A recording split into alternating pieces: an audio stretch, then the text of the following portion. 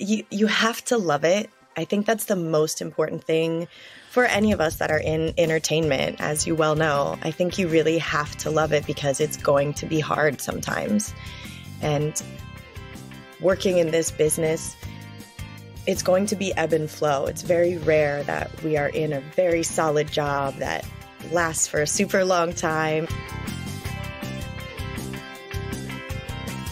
I enjoy I don't know the right word for this, like kind of the surprise all the time of being a performer. I like the variety of having a little while where everything is like set and good and you know exactly what you're doing, and then a couple months later, you are flying by the seat of your pants. Every night we try really hard to bring ourselves to tears because it is an impactful moment. And when the audience is seeing it for the first time, a lot of times the audience members are emotional. So we really try to tap into that as much as we can and bring them to that level. Hello and welcome to the Theater Art Life podcast. My name is Kat Landry, and today we are speaking with April Leopardi. April portrays the leading character Darkness in Awakening at Wynn Las Vegas. She started her dance career at age 15, dancing for the Kentucky Derby. After portraying Cassandra in Cats, she toured worldwide, performing on cruise ships, in resorts, and in casinos. April performed for the Latin Grammy Awards for 6 seasons alongside music artists such as Pitbull, Marc Anthony, Enrique Iglesias, Balvin, Gente de Zona, and Major Lazer. She toured 1 season with Charo and 2 seasons with Broadway's The Illusionists. April opened Totally Outrageous Brunch, was the dance captain for Vegas the Show, and the assistant choreographer for Zombie Burlesque. April's television credits include the CW's Masters of Illusion, America's Got Talent, and Fox's Game of Talents. April was raised in Cincinnati, Ohio, and currently resides in Las Vegas, Nevada. April, welcome to the show. Thank you so much for having me. You're welcome. April, it's clear from your resume that you've had a pretty thrilling dance career. Could you just bring us back to the beginning and tell us how it all began? Oh gosh, it really all began when I was about 2 years old. I decided that I wanted to be a performer, and that's all I ever wanted. I never changed from there. My sister and I used to dance. I don't know if you remember, there used to be an old sketch comedy show called In Living Color. And oh, yes. There were you remember, right? Yeah. Well, cool. The dancers on there, right? That's where like Jennifer Lopez got her start, Carla Kama, all these really cool people. And my sister and I would dance along with them. And I told my parents at 2 years old, I wanted to be a fly girl when I grew up. They were not thrilled. Awesome. They were not thrilled.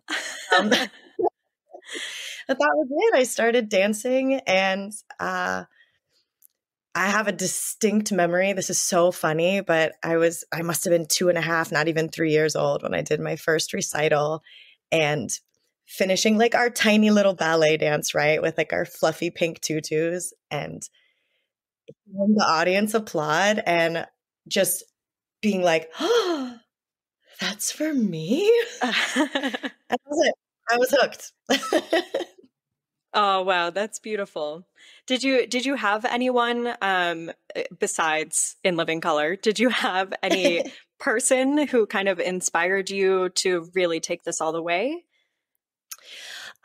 There wasn't really a person until I got a bit older. I mean, I grew up on really old classic movies. So I watched a lot of like Fred Astaire and Ginger Rogers and Esther Williams and Betty Grable. And I just thought they were the most amazing humans, you know, getting to wear all these beautiful sparkly clothes and dance and sing for a living.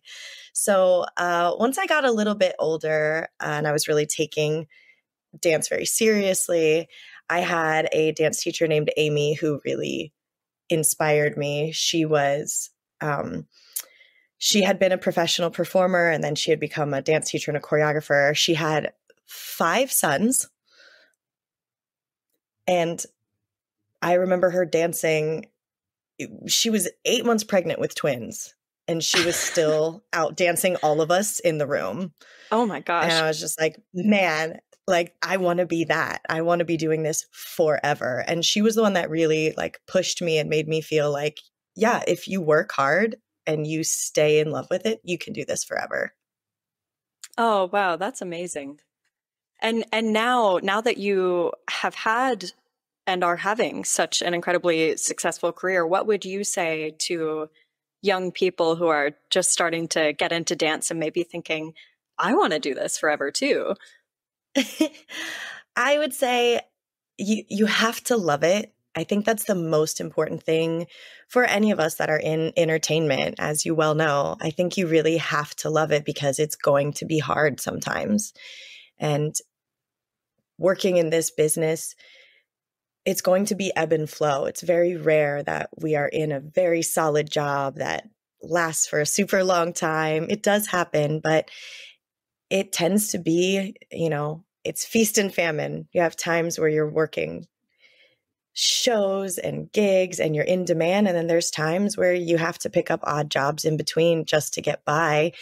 And you have to still love it through those times, even if you're making coffee, you still have to be out there training and freestyling and choreographing in your room to keep yourself going. If you can do that, you can do it forever. That's pretty amazing. Was there ever a time that you considered doing something else, or has it always absolutely been dance all the way? I mean, it's always absolutely been performing. I'm primarily a dancer, but I have branched out into aerial work. I've been a professional circus artist for a while. I was a magician's assistant for a very long time, and I did a lot of magic shows.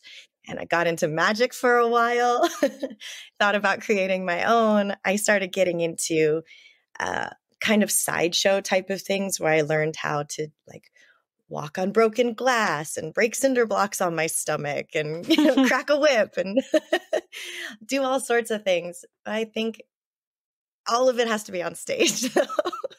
Right. Okay. That's like the one requirement, right? That's an impressive skills list. So speaking of which, you have such a wide range of shows that you've worked on.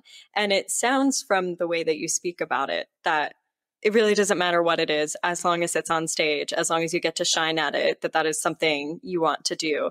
But for our audience, could you tell us just a little bit about the differences between these types of gigs? Like what are the main differences between playing Cassandra and Cats and performing for the Latin Grammy Awards? Absolutely. What's the same, what's not? There's a lot that is the same in as much as you're always going to be learning something that's brand new, right? And in some instances, for something like Cats, it's such an entertainment staple. Everybody knows the show. Everybody knows the music. They know the characters.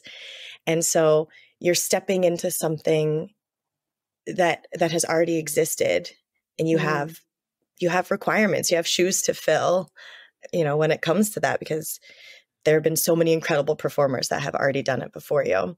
So going into something like Cats, we were rehearsing not just dance for that, but we also had to have cat classes, right? Where we had to learn how to move like an animal.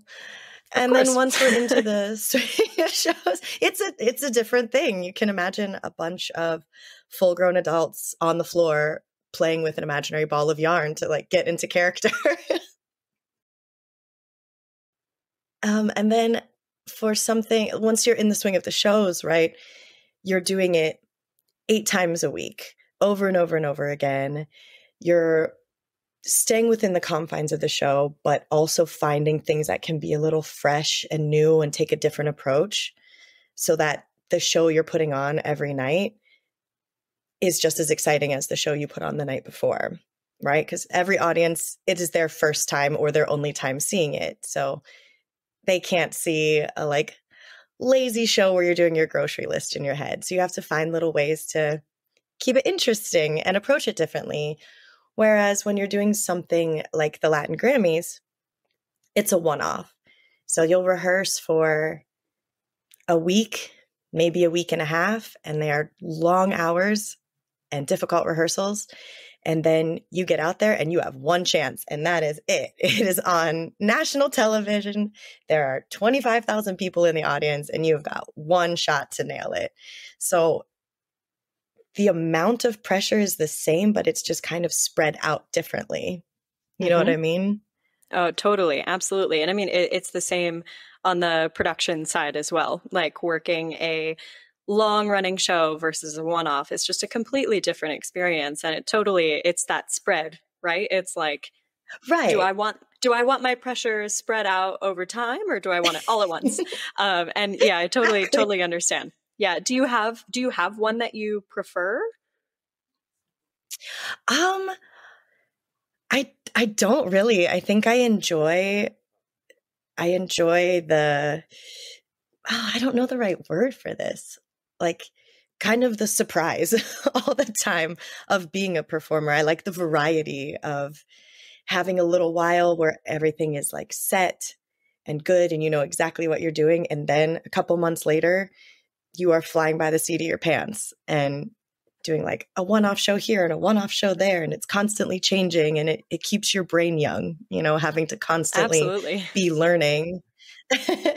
So I think that is also part of the secret of doing this forever is keep your brain entertained, keep finding ways, you know, to surprise yourself and give yourself things that will make you stretch and grow.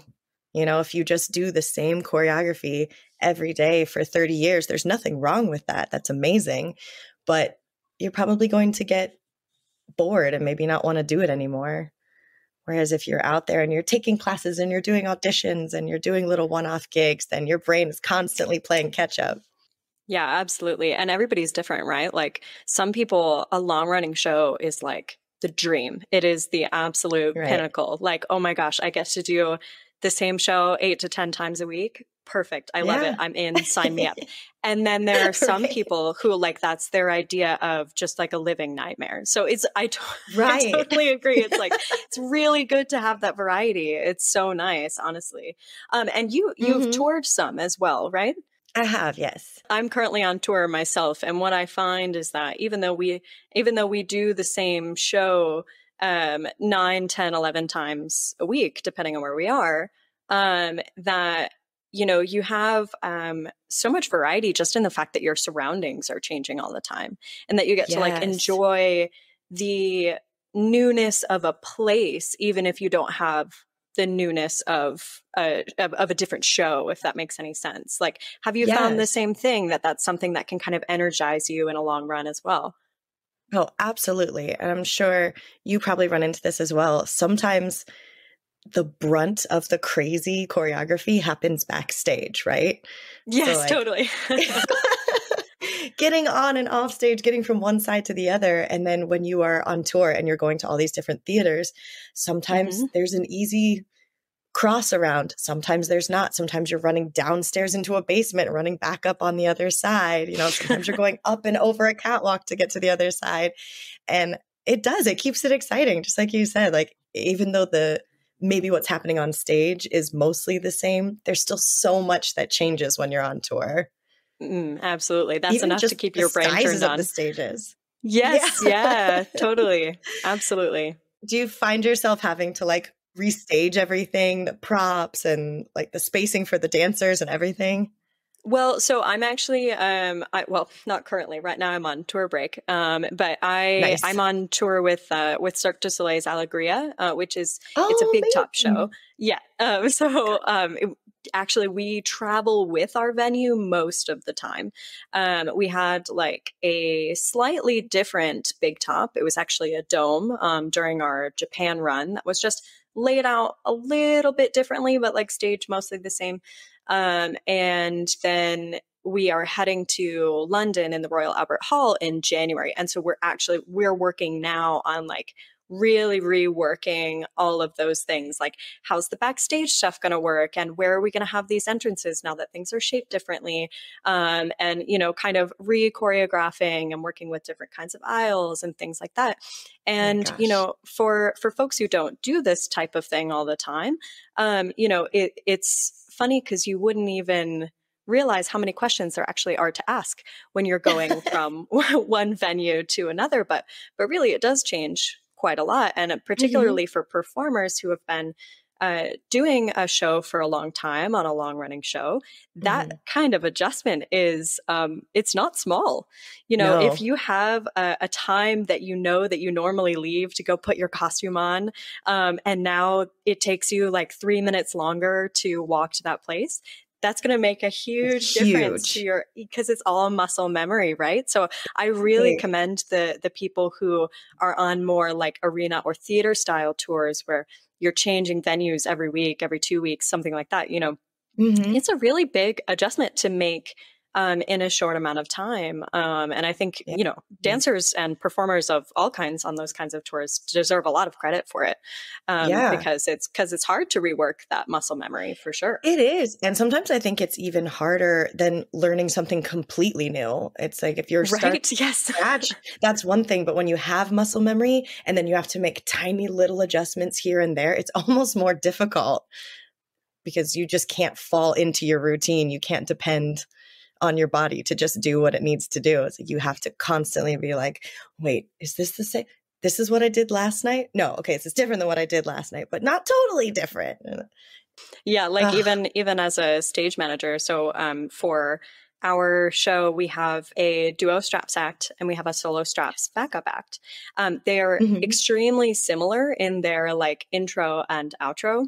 And our cue numbers are only, in many places, only different by having a 5 at the front. So like they're 50 instead of starting from 0.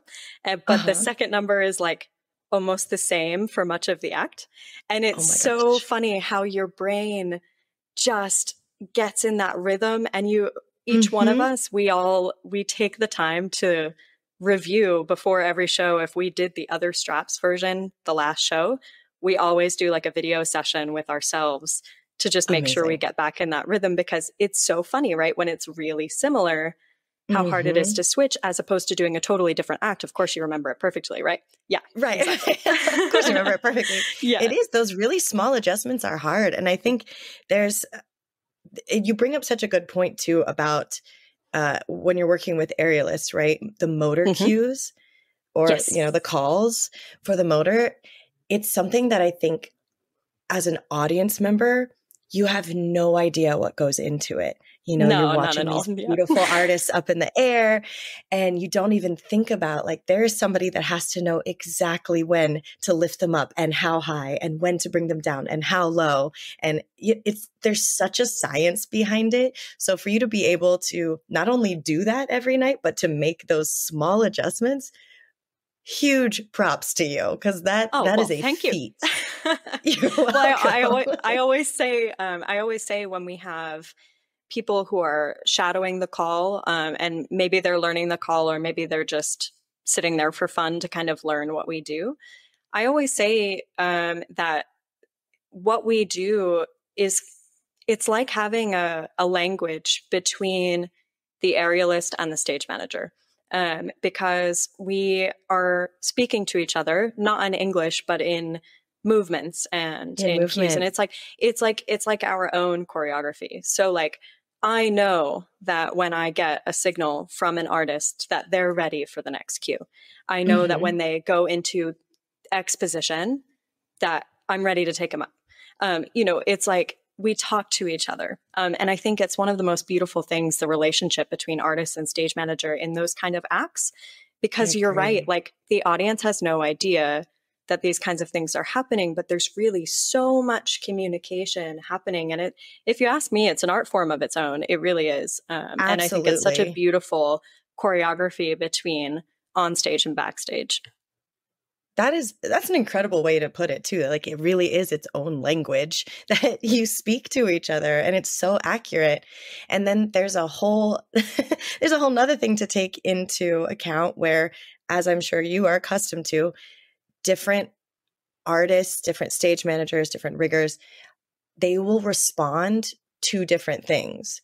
So some people respond better to like lyrics. Some people respond better to movement. Some people respond to counts. You know, some people want a very clear, like every single time it's a nod and that's my okay. You know, there's so many different ways to communicate. And when you have a background like you do, you have to be able to communicate in all of the different ways, depending on who is comfortable with what. And that is a major, major skill set.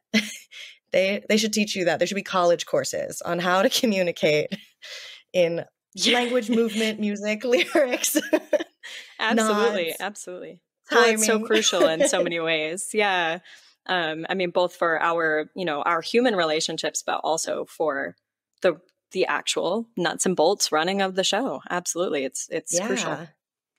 Is there anything else that you can think of that audience members might not know, or even just non-dancers might not know that you wish they did?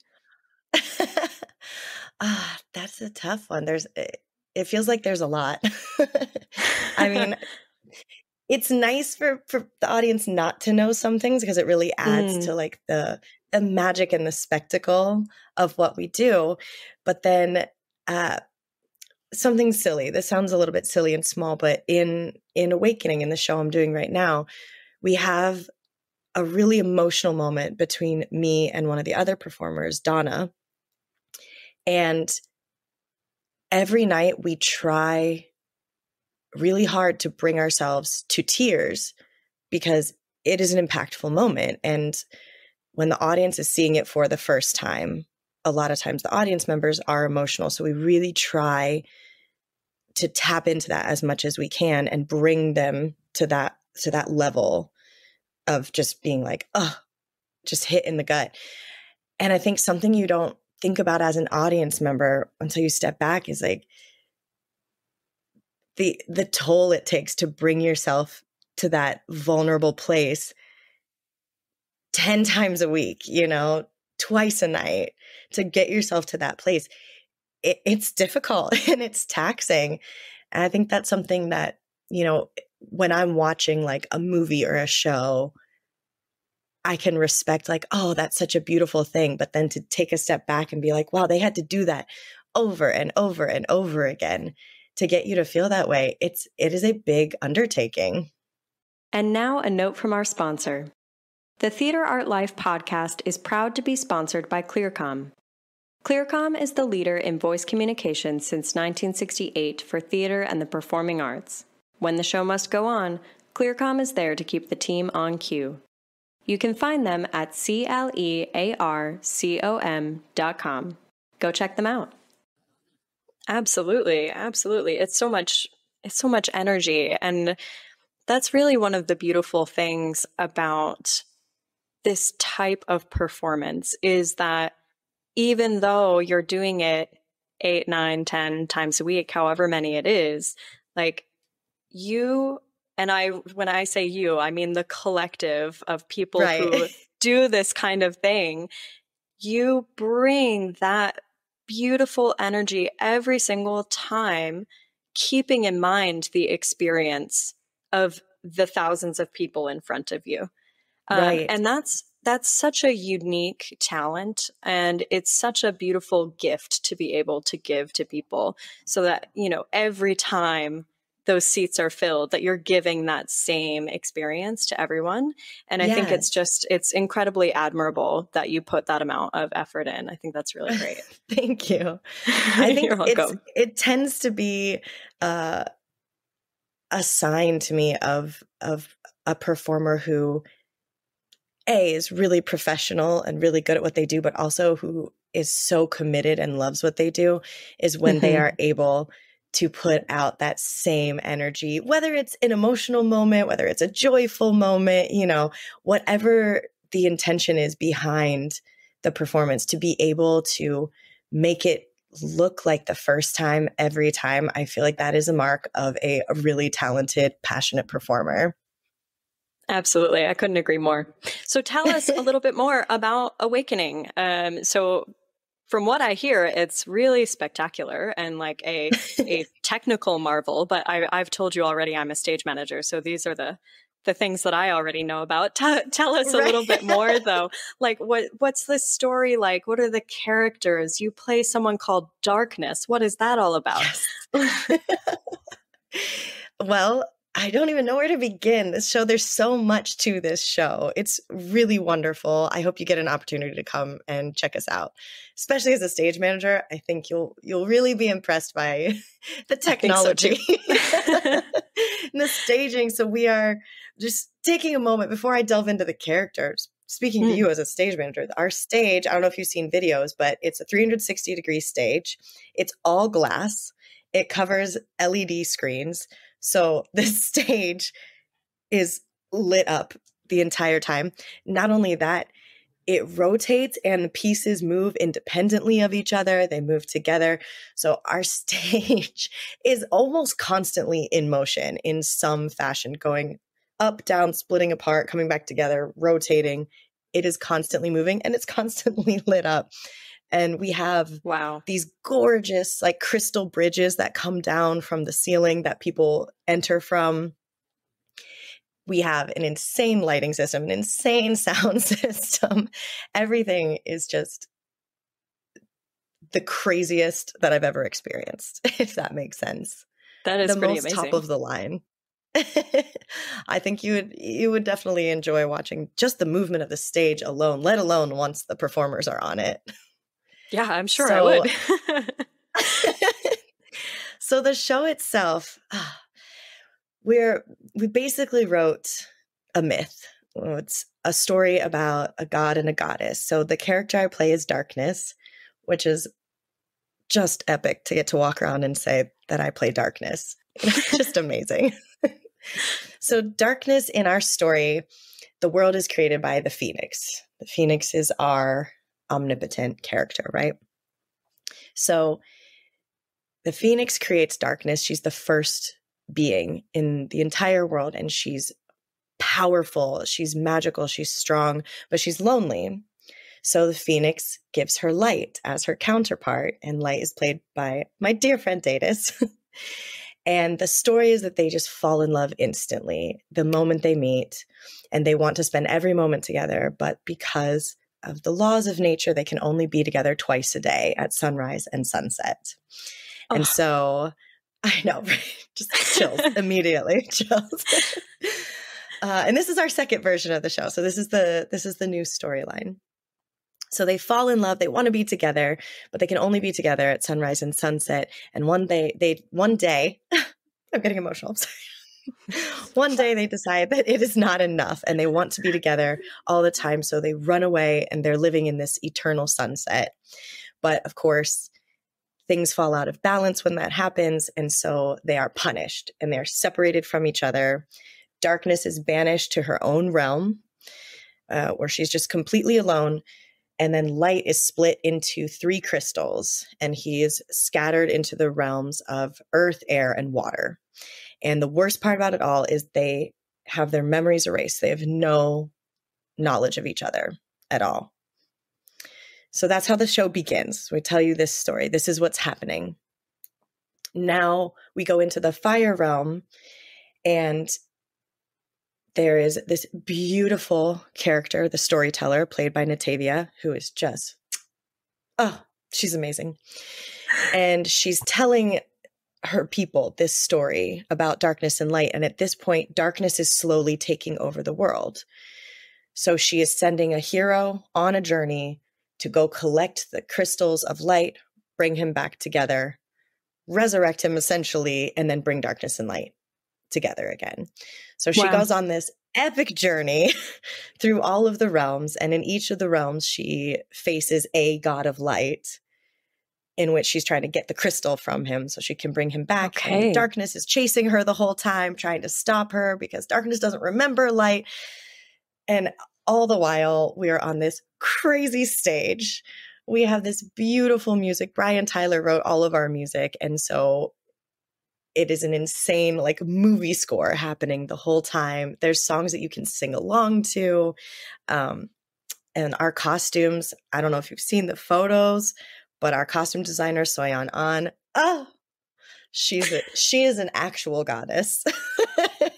Oh, awesome. Her costumes are couture and edgy and just like nothing I've ever seen before. And she really wanted it to be mind-blowing when we walked out on stage. She wanted people to be like, how is that possible?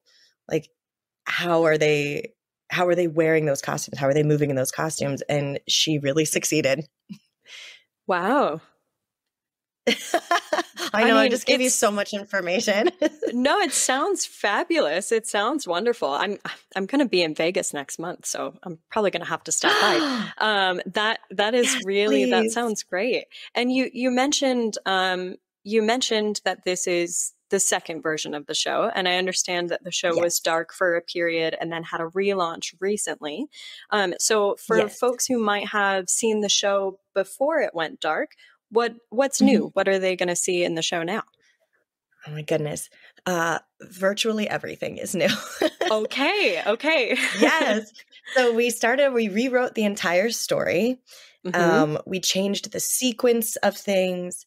We added a bunch of things that the people really wanted to see. So now we have circus artists in the show that we didn't have before. We also have an aerial strap duo. Awesome. We have a Russian bar and a bankin act. We have a fire spinning act. And we had Mandy Moore come in and re-choreograph almost the entire show. Wow. Which was just an absolute out-of-body experience. Getting to work with Mandy Moore. She's probably the most brilliant choreographer that I've ever worked with. And that is not to speak ill of any other choreographer I've worked with, because I've worked with some really, really talented people. But she has a vision of the entire stage in a way that I've never seen somebody have before, if that makes sense. Like, a lot of times you can kind of get tunnel vision on all the little individual pieces. And then when you put them together, they maybe don't always work the way you want them to. And Mandy just has this ability to see the entire big picture first and then focus everything down into the small pieces. And as you see, this is why she's as successful as she is. One of the many reasons she's as successful as she is. Oh, that's wonderful. Wow. So it really sounds like a total overhaul, basically. And I hear you, totally I hear you using the word, that's amazing. That's really nice. I hear you using the word we very often. Did you find it was a very collaborative process? Because that's what it sounds like from here.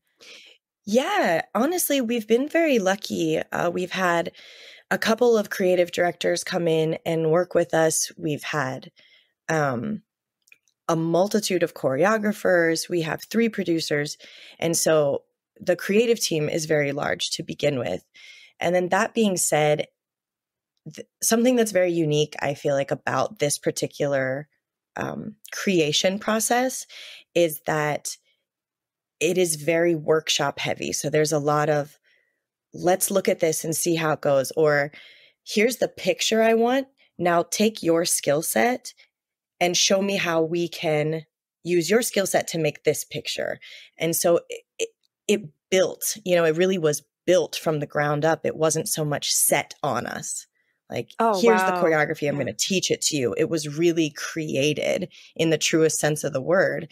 And I think that you're going to get the best out of your artists when you take what they are best at and then put that into your vision. You know what I mean? I totally do. I love that. Yeah. That's what happened with this, from the top down, from the producers and directors through all of the creatives. They really have done such a phenomenal job of working with us and not just on us, Yeah, that's and really I think beautiful. That's why the show has come together the way that it has. And we got a lot of freedom, particularly there are 5 of us that play the lead characters. We have darkness and light. We have Io, who is our heroine, and then Boo and Bandit are her sidekicks. They're sent with her to help her on her journey. And I think each of us individually have gotten such a rare opportunity to work closely with each of the creatives and make these characters our own. And they've given us a, like, this is the story I want to tell.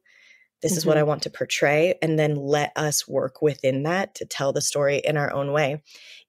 All the way to our understudies as well. We each have a set of understudies, as every show does, who are phenomenally talented. And something else that's really special that I love about the way this company works is our understudies have gotten to work with the creative team as well as with us, but they're not expected to do copy paste what we do. They are asked to bring their own version to tell the same story, but to do it in a way that suits them. And again, I think you're always going to get the best product when you go about it that way. Absolutely. That's so special that you were able to be a part of that process in that way, and that your character is always going to have a little piece of you. That's really, really nice. Yeah, thank you. So tell us a little process. Yeah, I bet. So tell us a little bit about what your everyday life looks like on a typical work day. What does April's day look like? Wow, this is such an interesting question. It's hard to give you a straight up answer because being a performer and also like just being super ADD, typically my days are not exactly the same one to the next. But we are in a lot of rehearsals still. We have gone through our revamp. We're all, we're doing a much more successful version of the show right now. But that being said, our team wants us to be the absolute best that we can possibly be. So we are still in rehearsals. We still go in and make tweaks and adjustments. We have different creatives come in and just try things and do things differently. So typical day for me, I'm going to get up and spend time with my dog, do some sort of workout, and then we go in and we rehearse, and then getting ready for the show. Getting ready for the show is a bit of an undertaking. I typically start my get ready process about 2 hours before the show. So we have pretty intense, unique makeup. So I'll start with my makeup. And then at a certain point, I am called in for hair and wig prep. After that, I'll go in and see our makeup artist, and he'll do kind of the last steps on my face to make sure I look like a goddess. And then I typically go backstage and stretch, get into about half of my costume. We go and do audio check. And then I get into the rest of my costume. It is a lot of costume. And then we start the show, and we're there. We do a 7:00 show every night, Friday through Tuesday. And then on Friday, Saturday, and Tuesday, we do a second show at 9:30.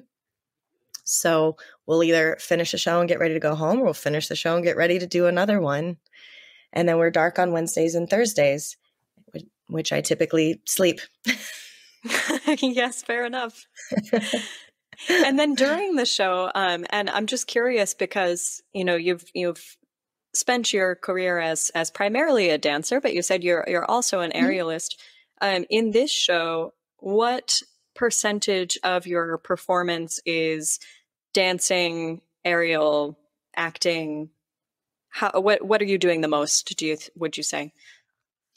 Well, this show is a bit of a departure for me. I would say the majority of my show is acting. Okay. Because somebody thought it would be a good idea to give me a microphone. I don't know about that, but well, I heard you say that you were doing audio checks, so I said, "Oh, she's got a real speaking role there." So somebody gave this girl a microphone. I don't know why. Yes, so I have a speaking role in the show. So for Darkness, I am primarily an actress, and I do dance a little bit. No aerial in this show for me, not right now. we'll see. We'll see what the future holds. But mostly just I play a character. So it is mostly acting. Yes, delivering lines, which is a whole different thing for dancers, right? Magician's assistants. We're used to just going in boxes and popping back out with a big smile. Yeah. No one ever gives us a microphone. That's so interesting. And what has that experience been like for you transitioning into more of an acting, speaking role? It's been difficult. It's pushed me pretty far out of my comfort zone, which, circling back is wonderful and will hopefully keep me performing forever, keeping my brain on its toes. But it was a lot of work. I worked very closely with a vocal coach and with our creative director because I, as a dancer and as an aerialist, I'm very accustomed to telling a story with my body, with my movement, with my facial expressions. But it is a whole different thing to literally tell my story with my voice and with somewhat minimal movement, not really depending on, obviously using my body, but not in the same way that I'm accustomed to. It was a big adjustment. And I spent a lot of time in front of the mirror, which we all just love being in front of a mirror. Yeah, doing a lot of research. My creative director, Dina, who I worked with the most at the beginning, was hugely helpful. She gave me movies to watch and songs to listen to, articles to read, all sorts of things to really help me create the character, how darkness would move, how she would be offended by something, how she would be angry about something, and how she would speak. And when I very first started speaking on a microphone, I was so quiet that they would have to turn my in-ears way down so I could almost not hear myself at all in order to get me to project and speak louder. Because in my ears, I was screaming at the top of my lungs, and they were like, April, we can't hear you. Like, that's insane. I'm being so loud. They're like, you're really not. So now it's really fun. I get to be a villain. I get to walk around and yell at people for a living. Like, why was I ever quiet in the first place? This is great. So many people's dream job, right? Yeah. Exactly. And wow, that is something really that I love awesome. about Darkness too. She is the villain, but like she's also she's very complex as a villain. She, I joke that I get to just walk around and yell at people for a living, but really the character of Darkness is powerful, but she's sad. She's cut off from everybody else. She's lonely, and getting to play a character that is that deep and intricate and not just, you're mean, go yell at people, getting all of the meat behind that is really special. It makes the character very, very fun and very heavy to play. Yeah. Well, it's definitely all about the layers, right? There's so much to unpack in any character. And I'm sure you've had plenty of time to do that. So much time. If you had to pick your favorite thing about your job or about the industry as a whole, what would you say that would be? Oh my gosh. My favorite thing. I think I would have to say my favorite thing about my job, my industry as a whole, is the ability to tell so many different stories. I think being a performer gives you the opportunity to sometimes step completely outside of yourself and tell a story you would have never otherwise told, play a character that has all these quirks and intricacies that you don't own at all, that is nothing like you.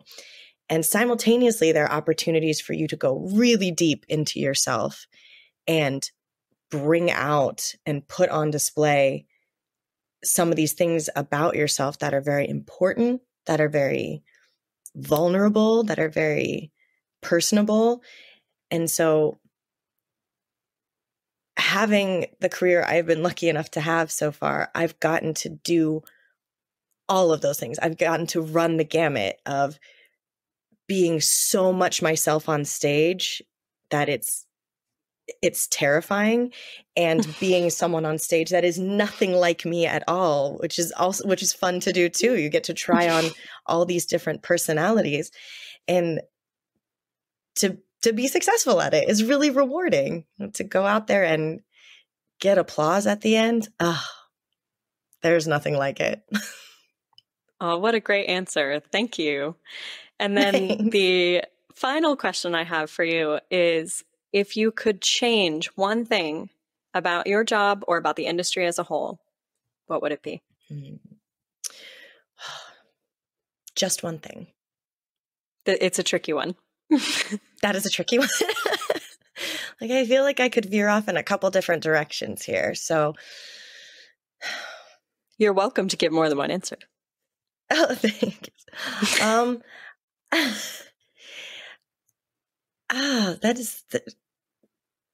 That is a hard question. If I could only change one thing about the career, the industry, it's like my knee-jerk reaction is to say that I would want to change a little bit of the awareness about the job. I think that being a performer, and not just a performer, being involved in entertainment in any way, people view it as a very glamorous, elite, beautiful job. And you do have to be in the elite to be successful. But I think people don't understand or don't grasp like how difficult it is. It's kind of bringing us back to what we spoke about earlier, that you have to be comfortable, having chunks of time where you're not employed at all, or you have to go do other things.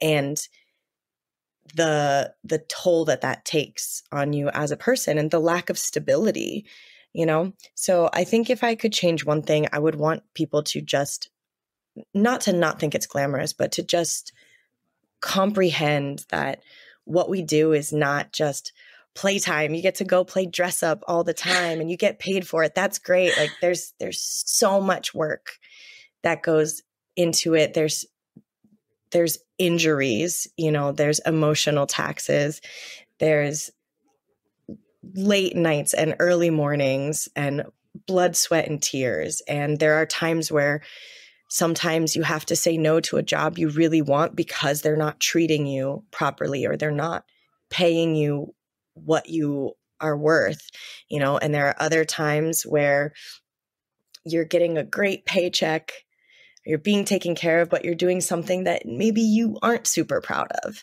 and you don't love, and you have to still find your love for the art within these performances that maybe you don't love as much. And so if I could change anything, I would just want people to have a little bit of acceptance and an understanding that it is actually a very, very difficult life to choose. Absolutely. I couldn't agree more. And that's really part of our philosophy here at Theater Art Life as well, is bringing some light and some awareness to actually what goes into creating all of these things. And it's everything that you've said. It's the sacrifices people make. It's time away from friends and family and home. Mm-hmm. It's the long hours. It's, it really is. It's like you said, it's blood, sweat, and tears, but this is the thing we love more than anything else. So it's just what we do, right? It's what we do. I mean, it's a joke, right? In our industries, like there's no such thing as holidays in entertainment. You will never be home for a Christmas, a Hanukkah, a birthday, a wedding. Like you have to commit to miss all of those things for your craft. And we're willing to do it, but it's tough, and it can be isolating sometimes, you'll get a little left behind when it comes to people's big milestone life events, because there's so many times that you just can't be there. And that's difficult. And that's why we're lucky that there is such a community within the arts. You have family that Yes. That is not blood family. Your chosen family becomes so ridiculously important to you, because these are the people that you're sharing these moments with. You end up being with your castmates when you're going through breakups and dealing with deaths and getting promotions and getting new gigs other places and having a really wonderful night with a wonderful audience. Like, these are the people in the trenches with you. They become your family, and that's hard. Absolutely. I've definitely cooked more Thanksgiving dinners for colleagues in recent years than I have for family. So I totally, completely understand what you're saying. You couldn't be more on the money. Well, I'm fortunate that my sister is a performer as well, and so we tend to do our Christmases and Thanksgivings and stuff just somewhere in the month. If we can find a day off together, we're like, December 13th, Christmas. That's what we're doing. Why not? Yeah, why not? Exactly. That's awesome. Well, April, thank you so much for joining us today. It was really great getting to chat with you. Thank you. I had such a nice time chatting with you too. And I'm excited for you to come out here and check out the show. Absolutely. I can't wait. All right. Thank you. Thank you. Theater Art Live is a global media site for entertainment. Memberships start at only $38 per year. You can have unlimited access to our daily published articles, including entertainment news and the writings of active industry professionals, ensuring that you are always up to date on the global happenings in the world of entertainment. Become a part of the international entertainment community and join us now at www.theaterartlive.com.